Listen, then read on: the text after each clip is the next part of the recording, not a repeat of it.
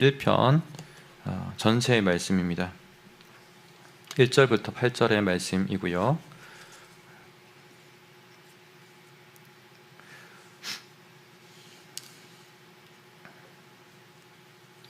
우리 1절부터 8절의 말씀 함께 교독하면서 같이 읽겠습니다. 제가 먼저 읽습니다. 내가 산을 향하여 눈을 들리라. 나의 도움이 어디서 올까? 여호와께서 너를 실족하지 아니하게 하시며 너를 지키시는 이가 졸지 아니하시리로다.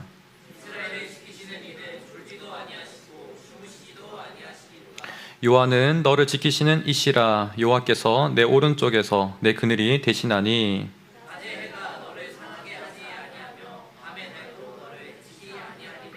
여호와께서 너를 지켜 모든 환난을 면하게 하시며 또 내 영혼을 지키시리로다. 여호와께서 너의 출입을 지금부터 영원까지 지키시리로다. 아멘. 귀한 주님의 말씀이었습니다. 이 시편 121편을 함께 나누게 된 동기 어떤 배경은 사실 수련회 돌아오는 길에서 출발되었습니다.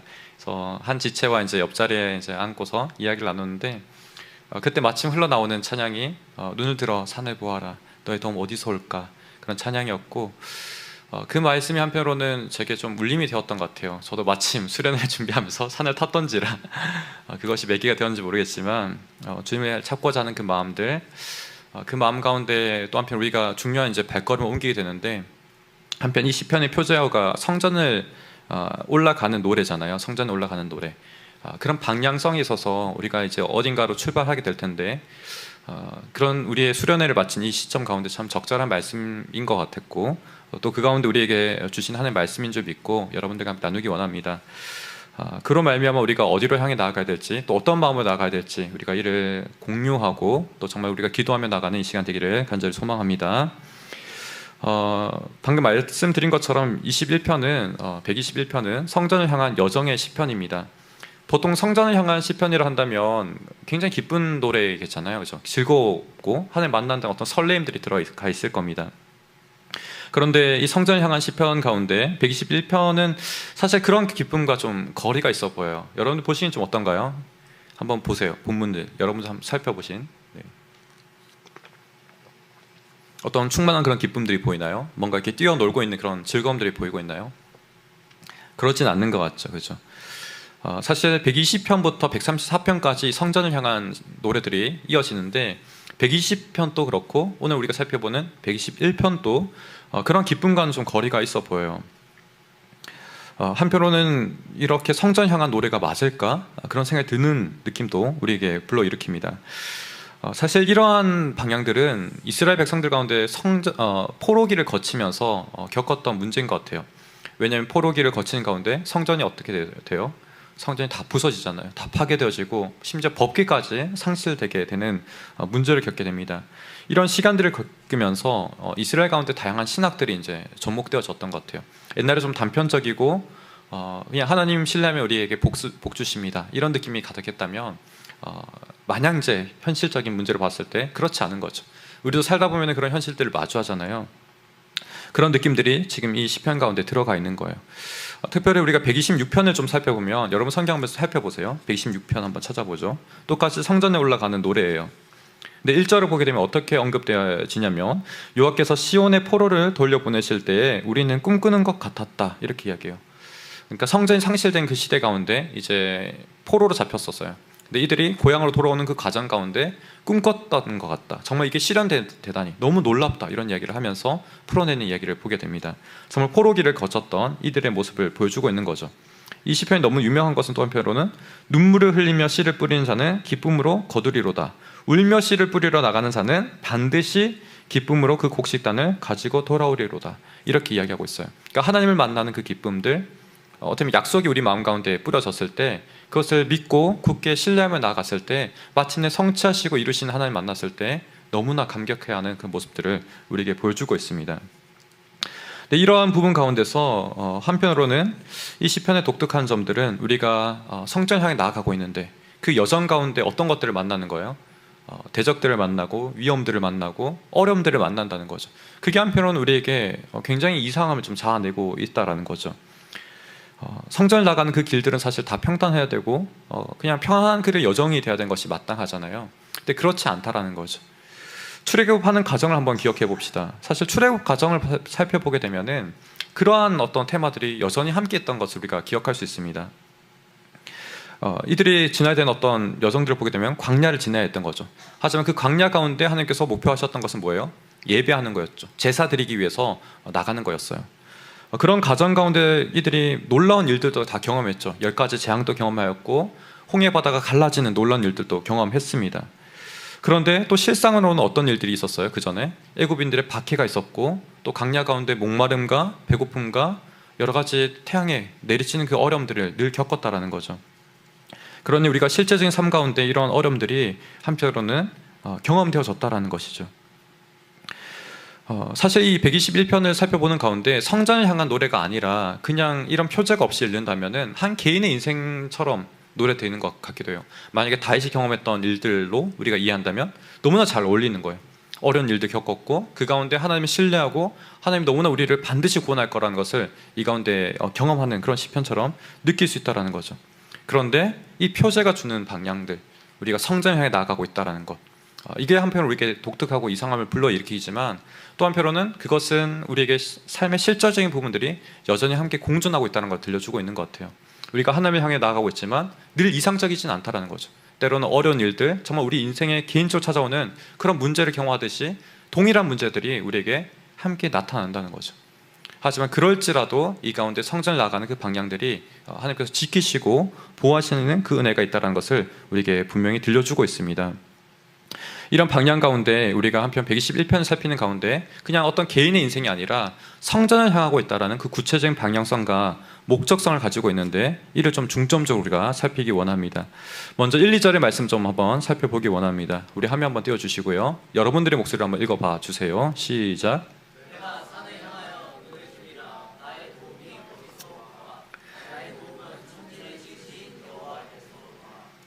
지금 우리 1, 2절을 보게 되면 산을 향하여 눈을 들리라 라고 이야기합니다. 그리고 도움이 어디서 올까라는 이런 질문함으로 이 시편은 시작하고 있습니다.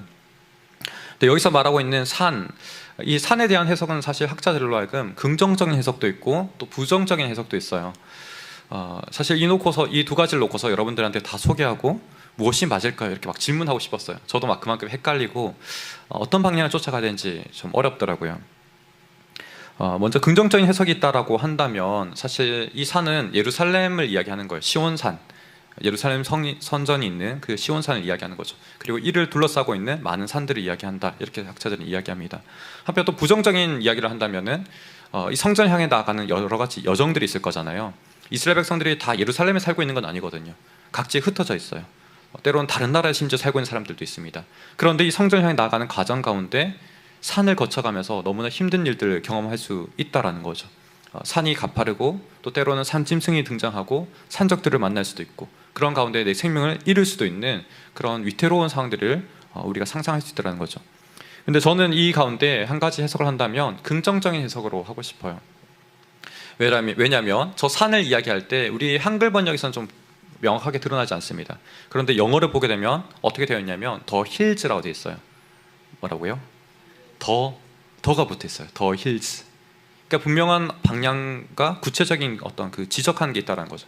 우리가 그냥 힐즈라고 한다면 뭐 여러 가지 산들, 우리 동네에 있는 뭐 망우산, 뭐 이렇게 봉화산 다 되겠지만 여기 성경에서 말하고 있는 더 힐즈라는 것은 모두들이 서로 공통적으로 바라보고 있는 산인 거죠. 예루살렘에 있는 그 성전을 향하고 있다는 것을 우리가 분명히 이야기할 수 있다는 거죠. 이런 성전을 향하고 있기 때문에 표제도 한편으로는 그 어디서 우리가 사실은 성전을 찾아볼 수 어렵잖아요. 근데 더 힐지기 때문에 성전에 올라가는 노래라고 이렇게 지칭할 수 있는 것 같습니다. 그러할 때 바로 이들이 지금 하나님을 향해 나아간다는 그 방향성들이 오늘 본문 가운데 너무나 중요하다는 거죠. 근데 이러한 시온산이 한편으로 우리에게 함의하는 바가 무엇이냐면 하나님과 우리가 예배하는 깊은 경험들이 늘 녹아져 있는 거예요. 절기 가운데 나아가서 하나님을 예배하고 충만한 그 은혜를 경험했던 것, 다르게 말하면 우리가 어떻게 보면 하나님을 만났던 그런 기억들, 그런 경험들이 우리에게 불러일으키는 것들 있잖아요. 내가 하나님 만난 그 경험들, 수련회 가운데 때로는 그런 경험이 될 수도 있고 여러분들 각자 개인의 어떤 삶의 자리 가운데 그런 경험이 있을 거예요. 제가 하나님을 깊이 만났던 시간들은 사실 골방 가운데 만났던 것 같아요. 골반 가운데 이제 신학교를 준비하면서 아버지가 이제 막 이렇게 이게 정말 맞는 길인가요? 하면서 막 이렇게 두 사람이서 막 기도했던 기억이 있는데요. 그때 하나님께서 십자가에 대한 어떤 선명함들을 저에게 보여주셨거든요. 여러분들의 삶의 자리 가운데 어느 자리든 그런 자리가 있을 수 있을 거예요. 근데 그런 자리가 한편으로는 우리에게 영적인 힘을 주는 거죠. 그래서 방금 우리가 1, 2절 살펴봤던 것처럼 내가 산을 향하여 눈을 들리라. 내 도움이 어디서 올까라고 질문할 때 또 한편으로는 내 내적인 자아가 이를 답하는 거죠. 천지를 지으신 하나님으로부터 그 도움이 온다라는 것을 응답하고 있는 거죠.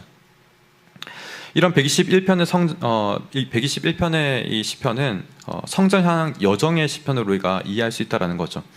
그런데 이 길이 순탄하지 않다라고 여러분들에게 말씀드렸습니다. 특별히 3절과 4절을 보게 되면은 발을 잘못 뒤져서 헛디딜 수 있는 그런 위험이 도사리고 있다라고 이야기하고 있습니다. 우리 3절과 4절 한번 보겠습니다. 같이 한번 읽어보죠. 시작.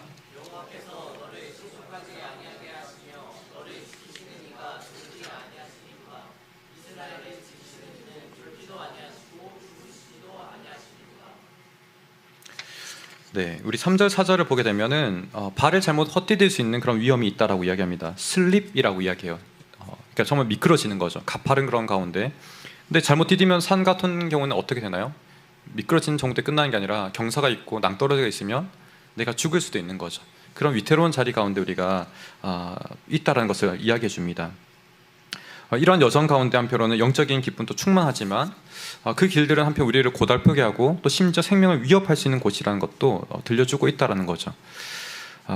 또 한편 이 121편 가운데서는 우리에게 그런 슬립되는 부분뿐만 아니라 해와 달 또한 우리에게 위협될 수 있다라고 이야기합니다. 여러분 좀 이상하지 않나요? 해와 달이 왜 우리에게 위협이 될까? 저는 너무 이상하더라고요. 가장 이해하기 어려웠던 부분이 사실 해와 달인 부분이었습니다. 근데 학자들은 이를 이야기할 때 상급법이라고 이야기하더라고요. 상급법. 사실 1절 가운데서도 우리가 천지를 이야기할 때 상극이라고 이야기해요. 그러니까 하늘과 땅 어떻게 생각할 수 있죠? 가장 극단이잖아요, 그죠?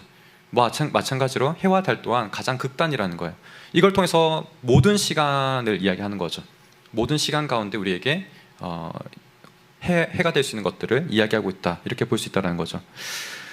이러한 가운데 이 태양이 한편으로는 광야 가운데 위험했을 거예요. 우리가 이렇게 충분히 상상할 수 있는 거죠. 마치 우리가 카야킹 했을 때, 또 래프팅 했을 때 이 자리에도 지금 화상 입은 사람들이 몇 명 있죠. 고생한 사람 있죠. 근데 광야 가운데 얼마나 위험할까요, 그죠? 우리가 잠시 4시간, 5시간 카야킹 했는데 화상 입었어요. 이동 화상 입었어요. 근데 광야 가운데서는 정말 생명을 잃을 수 있을 만큼 이 태양이 위협적이라는 거죠. 근데 저는 묵상하는 가운데 이런 생각도 좀 들더라고요. 우리가 정말 위태로운 상황 가운데 있다라면은 누군가에게 추적당하고 포위당하고 누군가 내 생명을 찾기 위해서 막 쫓아오는 그런 상황이라면 이 태양과 달이 우리에게 한편으로는 어디 있는지를 늘 알려주는 거잖아요. 적군들이 나를 찾을 수 있도록 도와주는 거잖아요. 그러니까 빛조차도 때로는 우리에게 상황적으로는 너무 위협적일 수 있다는 거죠. 마치 다윗이 사울을 피하여서 광야를 유리했던 그런 상황과 같이 우리가 생각해 볼 수 있다는 거죠. 오히려 빛이 우리에게 사망처럼 느껴질 수 있는 그런 상황들이 있다는 거죠. 달빛조차도 상대방이 나를 쫓아오고 추적할 수 있도록 도울 수 있다는 거죠. 그런 상황 가운데서 한편으로는 이 사람이 고백하고 있다는 거죠. 근데 너무 재밌는 것은 이런 해와 달을 이야기할 때 여전히 창조주 하나님이 이야기한다는 거예요. 저는 이 부분도 너무 이상한 거예요. 창조주 하나님을 고백하고 그를 신뢰하고 있는데 지금 한편으로는 이 태양과 달이 내게 위협이 될 수 있다는 이야기를 하는 거예요. 너무 역설적이지 않나요, 여러분들? 너무 역설적이지 않나요? 그렇죠? 근데 그 말은 다르게 말하면 이 사람이 정말 현실적으로 느끼는 위협들과 어려움들은 하나님 모든 것을 다 만드셨지만, 우리 늘 이야기하잖아요. 하나님은 전지전능하세요. 모든 것을 다 창조하셨어요. 그 하나님을 우리가 동일하게 믿고 있지만 현실적인 그 문제 가운데 들어가게 되면 실존적으로 우리는 이러한 화자의 고백처럼 우리가 느낄 수 있다는 거죠. 나의 생명을 찾는 자들을 만나고 또 내가 슬립할 수 있는 부분들을 만나게 되고 또 태양과 달빛이 싫어질 만큼 그로부터 내가 피해서 숨고 싶을 만큼 그런 위태로운 일들도 우리가 경험한다라는 것이죠. 이런 이유들이 명확하게 사실 드러나지는 않습니다. 근데 우리가 성경 전체를 살피는 과정 가운데서 하나님께서 모든 것을 다 만드셨지만 또 그 피조 세계 가운데 우리가 위협을 느낀다는 것, 그 이유를 우리가 분명히 알 수는 어렵지만 성경을 전체적으로 우리가 살피는 가운데서는 사실 이것이 하나님의 문제가 아니라 우리의 문제라는 것을 알게 되어져요. 피조 세계는 사실 하나님의 질서 가운데 순복하며 살아가죠. 근데 우리 인간만큼은 그 말씀 가운데 순복하느냐 때로는 순복하지 않느냐 그런 자율성들을 주셨다라고 이야기하죠. 근데 순복하지 않는 그것이 한편으로는 이 모든 질서를 어그러지고 망가뜨린다는 거죠. 그로 말미암아 죄와 사망의 문제가 대두되었고 또 121편 가운데 우리가 암시되어 있는 것처럼 그 죄와 악의 문제가 자연 질서를 왜곡하여서 또 우리를 위협하는 그런 상황들을 마주할 수 있다는 거죠. 근데 명시적인 것은 이 121편 가운데서도 한결같이 노래되는 것은 이런 상황 가운데 하나님이 우리를 분명하게 지키신다는 거예요. 하나님이 신실하게 우리를 보호하고 계시다는 것이 이 가운데 계속해서 드러나 있다는 겁니다. 121편 가운데 4번이나 반복되는 것이 무엇이냐면 우리를 지키신다는 거예요. 지키신다, 지키신다, 지키신다, 영원히 우리를 지키신다, 이렇게 반복되고 있는 거죠. 그렇기 때문에 우리를 지키시고 이 보호하신다는 주제가 이 121편 가운데 가장 중심되는 내용이라고 할 수 있습니다. 이 주제가 한편으로는 현대적으로 우리가 이해한다면 어떻게 이해할 수 있을까요? 성전으로 올라가는 이야기고 또 그로 말미암는 찬양입니다. 근데 저는 오늘날 사실 성전을 이야기한다면 이 성교회 예배당이라고 할 수도 있긴 하겠지만 성경에서 진짜로 성전을 이야기하는 것은 우리 마음이거든요. 우리 마음의 자소가 이제 하나님께서 임재하시는 지성소라고 이야기합니다. 사실 이 지성소의 개념은 너무나 놀라운 거죠. 1년에 한 번 대제사장이 들어갈 수 있는 그런 지역인 거예요. 그런데 이제는 우리 마음이 그와 같은 장소가 되었다라고 성경에서는 이야기하고 있다는 거죠. 그렇기 때문에 이제는 우리가 장소의 문제가 아니라 우리의 마음가짐이 가장 중요한 문제라고 이야기할 수 있습니다. 우리가 정말 마음먹는 가운데 정말 하나님과 깊은 임재를 사모한다면 하나님께서 그것을 경험케 하여 주시고 우리 마음 가운데 정말 깊은 그 지성소의 은혜를 허락해 주신다는 거죠. 그 가운데 제사함과 하나님의 친밀한 교제와 하나님의 충만한 임재까지 우리 마음 가운데 늘 누릴 수 있다는 거죠. 단지 우리가 중요한 것은 무엇이겠습니까? 이런 사역을 다 가능하게 하신 예수 그리스도를 우리가 집중하여 바라보는 거예요. 그로 말미암아 이 모든 은혜를 우리가 누릴 수 있다는 거죠. 그러니까 우리가 현대적으로 이것을 생각할 때 우리 마음 가운데 정말 하나님의 충만한 임재를 사모하며 나가는 그런 성전의 노래를 우리가 이야기할 수 있다는 거예요. 그래서 우리가 현대를 살아가는 가운데 사실 너무 우리가 예배하기 힘든 것들이 많이 있어요. 저만 그런가요? 너무 사실 이 현대를 살아가는데 우리는 분주한 가운데 살아가는 것 같아요. 우리가 뭔가를 쫓고 있습니다. 열정을 쏟아붓고 있어요. 그런 말미암아 우리가 많은 것을 사실 이룩하였죠. 현대의 과학적인 문명들, 또 생활의 편리함들, 또 즐거움의 극치들을 누리고 있습니다. 저 또한 휴가를 최근에 보냈지만 즐거운 것도 너무 많더라고요. 네, 좋았습니다. 지혜를 데리고 키즈 펜션 가서 막 이렇게 노는데 참 편안하더라고요. 네, 다 놀 수 있는 것들이 다 한 자리에 모여 있으니까. 그런 현대를 살고 있지만 한편으로는 우리 마음 가운데 중요한 것들을 놓치고 있는 거죠. 하나님을 놓치고 있다라고 우리가 볼 수 있는 거죠. 우리는 뭔가 쫓아가고 있고 부지런히 살고 있지만 정작 내 마음 가운데 너무나 중요한 한 분을 놓치고 살기 너무 쉽다라는 거예요. 우리가 이루고 있는 것들, 우리가 누리고 있는 것들 참으로 많습니다. 달리 말하면 사실 우리가 온 정성을 쏟고 있는 그 대상이 한편으로는 우리에게 우상화가 되고 있다는 거예요.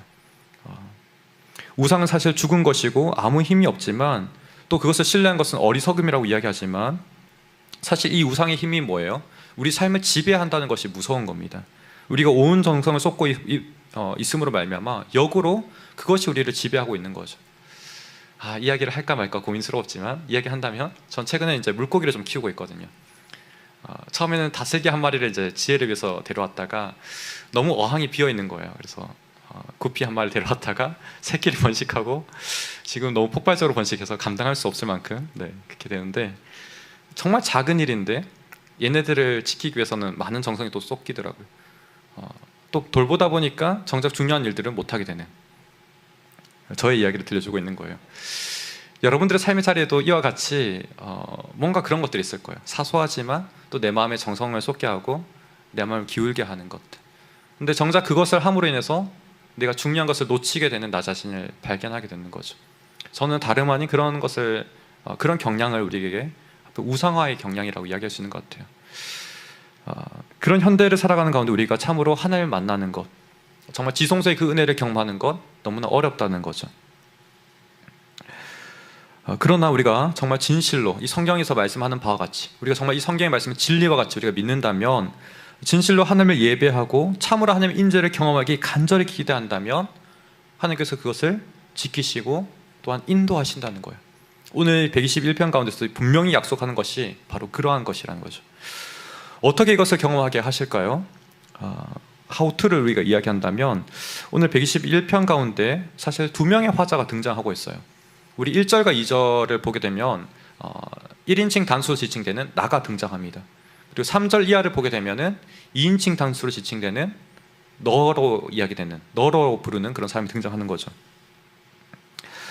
사실 두 사람이 지금 시온을 향한 그 여정길을 걸어가는 가운데서 마치 대화하는 것처럼 이 시편이 들려주고 있다라는 거예요. 질문하고 답하고 또 격려하면서 나아가고 있는 모습이라는 거죠. 그래서 1인칭 단수인 사람이 이야기할 때 나의 도움이 어디서 올까라고 이야기할 때 질문하면서 한편 회의하는 거죠. 정말 하나님 어디 계신가? 어디로부터 나는 도움을 받을 수 있는가? 그런 질문하는 가운데 또 스스로 답도 하기도 합니다. 나의 도움은 천지를 지으신 여호와께로다. 근데 또 한편으로는 다른 사람, 나를 향해서 너라고 지칭하는 그 다른 화자는 계속해서 믿음과 확신을 주면서 함께 이 여정을 걸어가고 있다는 거죠.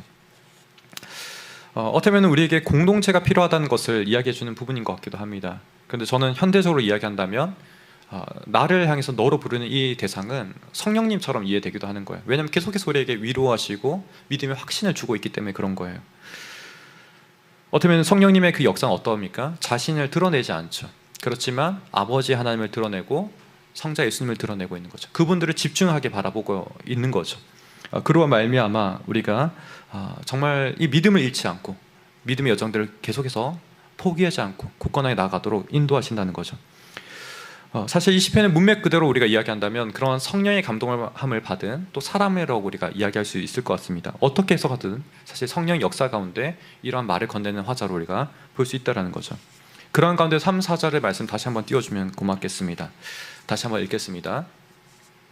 이전 화면 한번 띄워주시면 됩니다. 네, 감사합니다. 같이 읽어보죠. 시작.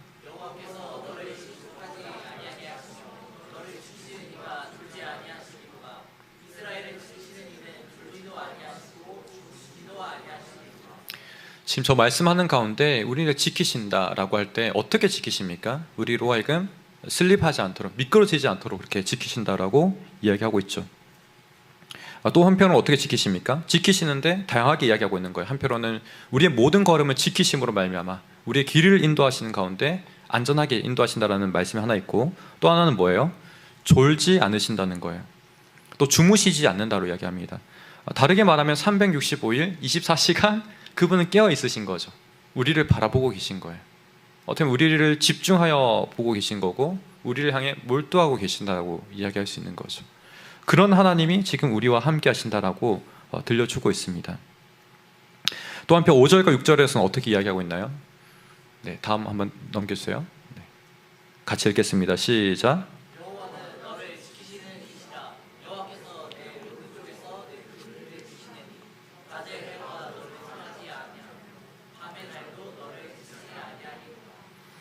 이렇게 계속 지킴심으로 말미암아 사실 우리에게 평강을 주시고 안정감을 주시고 계속 그런 길들로 나아갈 수 있도록 인도하시는 거죠.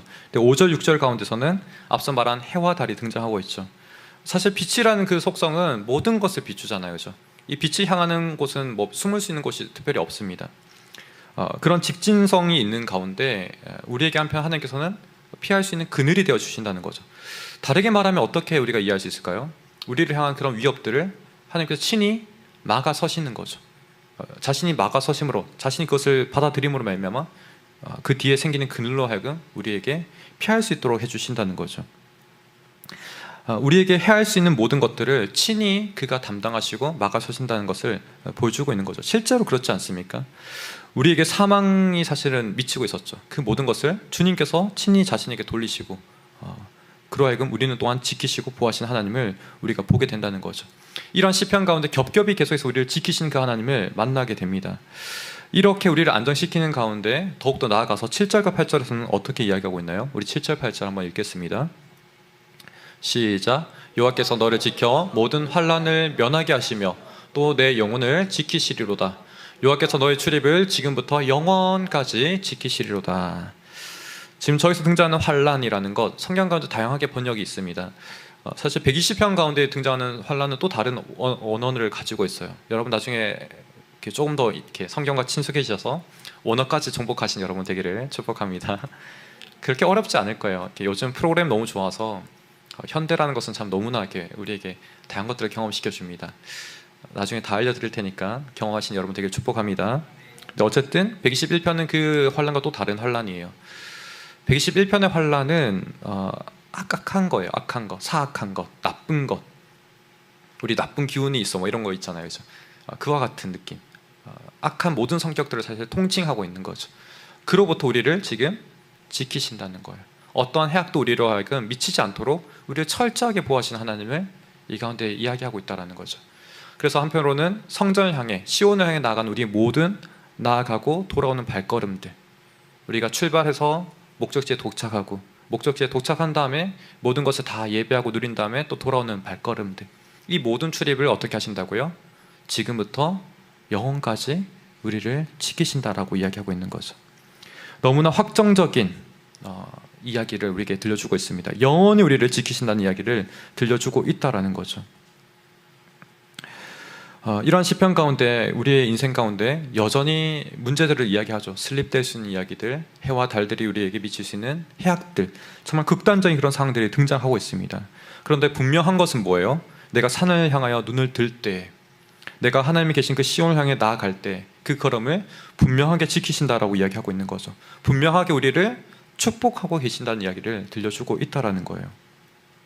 사실 이 시편 121편은 이스라엘의 제사제도가 정립되고 난 다음에 제사장이 백성들을 향해서 축복했던 그 축복문과 너무나 닮아 있습니다.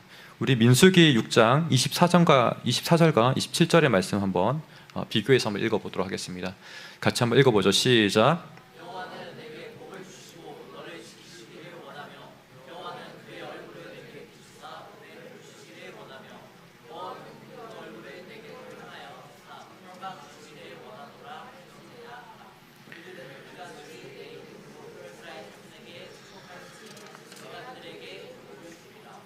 사실 이스라엘 역사 가운데 제사장이 처음 세워졌을 때 아론 제사장이 세워졌어요. 그리고 그의 아들들이 또 제사장으로 이제 서브하는 제사장으로 세워졌던 거죠. 그 가운데 하나님께서 처음으로 명령했던 게 뭐냐면, 내게 나오는 제사 드리고 나오는 그 모든 백성들을 향해서 이렇게 축복하라는 거예요. 그 축복의 내용이 뭐예요? 여호와는 내게 복을 주시고 너를 지키시기를 원하며. 사실 오늘 시편 121편 가운데 계속 노래되었던 지키신다, 지키신다. 제사드리러 나오는, 예배하기 위해서 나오는 모든 사람들 향해서 하나님 저와 같이 복을 내리신다는 거예요. 그뿐만이 아니라 어떻게 이야기하세요? 우리를 집중하여 바라보시는 거죠. 우리를 몰두하시는 하나님이 저기 가운데 나타나는 거죠. 그 얼굴을 어떻게 하세요? 우리를 향해 비추시는 거예요. 우리를 향해 드시는 거죠. 그런 하나님이 저기 가운데 나타나 있다는 거죠. 우리가 오늘 이 121편을 살펴보는 가운데 바로 그러한 은혜를 우리가 사모하며 나가는 저와 여러분 되기를 간절히 소망합니다. 우리 인생 가운데 정말 예배를 향해 나가는 그 모든 발걸음들, 그 발걸음도 하나님 분명히 지키실 거예요. 사실 121편 가운데 우리의 모든 인생을 지키신다 이야기하지 않아요. 우리의 모든 발걸음을 지키신다라고 이야기하지는 않습니다.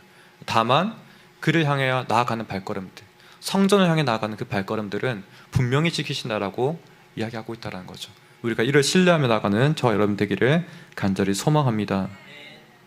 이런 관점 속에서 특별히 우리 공동체가 지향해야 될 바는 무엇일까요? 요즘 들어서 제 머릿속에 계속 드는 생각들이 뭐냐면, 우리가 중요한 일을 해야 된다라는 생각들이 계속해서 들려오고 있습니다.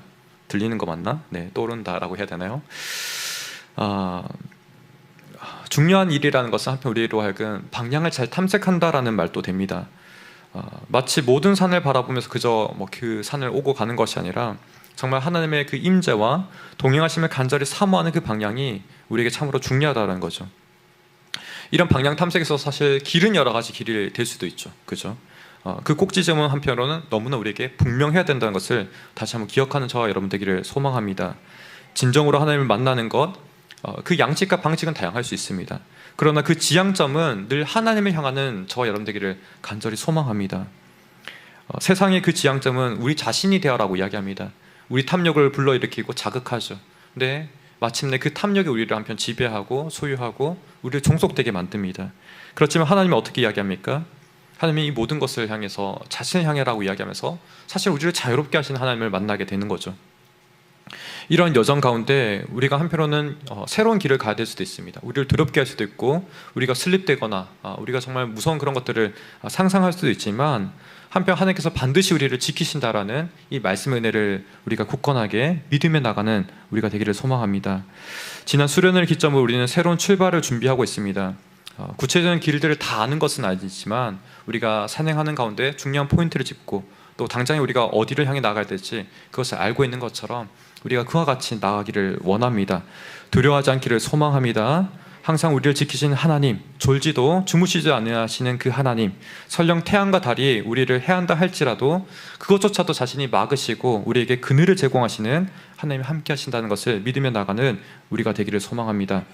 사실상 시온 가운데 하나님을 만난다고 생각하지만 시온에 도착했을 때 하나님과 우리가 경험한다고 이야기하지만 사실 이 시편 자세하게 살펴보게 되면 어떻습니까? 그 모든 여정 가운데 이미 하나님께서는 함께하고 계신 거예요. 우리를 지키시고 보호하시는 거죠. 사실 하나님께서는 자신을 만나오는 모든 일들을 격려하신다라고 이야기할 수 있을 것 같습니다. 더 깊은 교제 가운데 더 충만한 은혜를 우리에게 주시고자 하시는 그 하나님이 이 가운데 들어가 있음을 우리가 보기를 간절히 소망합니다. 그러하기에 하나님과 보다 충만한 그 만남과 기쁨의 교제를 소망하며 나가는 우리 공동체 되기를 진심으로 축복합니다. 또한 여러분들의 삶의 각자의 그 자리 가운데 그러한 은혜 있기를 간절히 소망합니다. 우리 함께 기도하며 나가겠습니다. 참으로 사랑이 많으신 주님 감사합니다. 이 시간 가운데 우리로 향한 주님의 마음들을 다시 한번 헤아릴 수 있는 귀한 시간 되길 소망합니다. 우리 인생 가운데 참으로 다양한 문제들이 있지만 우리의 그 발걸음 가운데 정말 하나님이 늘 선명히 보이기를 원합니다. 눈을 들어서 산을 보기 원합니다. 시온이 있는 그 산을 우리가 분명히 바라보며 나가는 우리 모두가 되기를 소망합니다. 그런 발걸음을 내디딜 때 우리가 좌우를 향해 나갈 때 어디로 가든지 그 발걸음을 지키시고 미끄러지지 않게 하시고 또 우리를 피곤케 하고 우리를 공핍해 하는 태양과 달이 있다 할지라도 그 모든 것을 막아내시고 우리에게 그늘을 제공하시는 하나님을 만나는 우리 지체들 되게 역사하여 주옵소서. 또한 그런 공동체 되게 하여 주옵소서. 감사드리며 우리 주 예수님의 이름으로 기도드립니다. 아멘. 우리 찬양하면서 계속해서 나아가겠습니다.